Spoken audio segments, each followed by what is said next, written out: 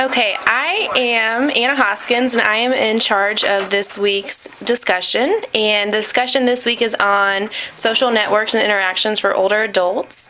And I am here with Alicia Robertson, who is the social service specialist at Columbia Manor Nursing Home, and she is going to provide us some expertise on the knowledge of this topic and answer some questions for me.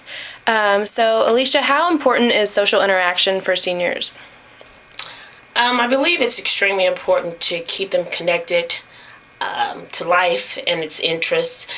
Interacting keeps them from becoming withdrawn. This time in their life, a lot of them have lost loved ones and lots of friends because they are of an older generation, and being that these people most of the time have passed on, this could cause them to be very lonely. So keeping them feeling like they have purpose and keeping them feeling busy and keeping them interacting keeps their minds and having, I'm sorry. That's okay. So what would you say that social interactions can do for someone's health?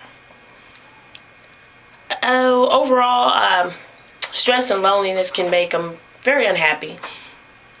And if they're interacting, it seems like they would be more peaceful for the most part and happy overall.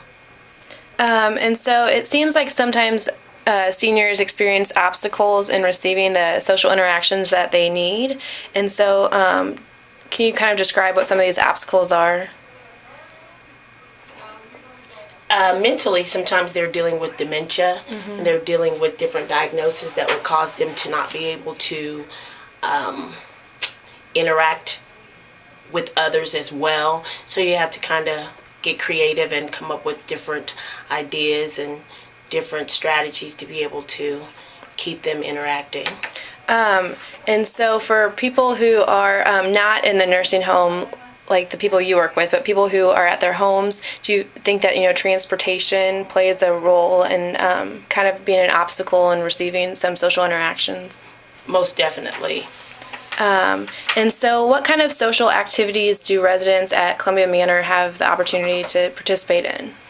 Well, we have activities, which we have an activities director, and she takes some of our elders out on different outings. There are outings that are musical outings, and sometimes there are social outings where they go out to eat.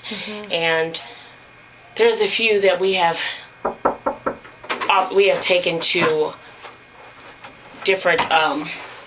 There are a few that we've taken to different. What's the word I'm looking for? I'm sorry, I can't come up with that right at the moment. So do they have like games to play? Yes, they play games. They have exercises. They do activities, little baking, and sometimes they do arts and crafts. And then there is stimulation and sensory, and sometimes there's just like little nostalgic things they do, like reflecting back in time, and that also helps because sometimes the long term is better than the short. And a lot of them do have roommates too, so they get some social interactions from just, living with another person. Yes, they do.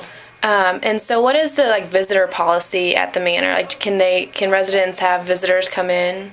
For the most part, they can come in any time, but about 8 p.m. is the latest that they usually receive visitors. That's not really a true strict policy. Yeah. Though. So do you think that the residents here enjoy having the freedom to have their relatives and loved ones come interact with them? Most definitely. Family is always very important to most of the residents. And do the residents have access to cell phones or phones that they can contact family and friends, stay connected to them that way? Yes, each room has a hookup where they could have a phone. If they don't have a phone, they can always be called here at the facility, and we would make sure that they could get to the phone. Okay, well, that is all the questions I have for you, so thank you so much for your time.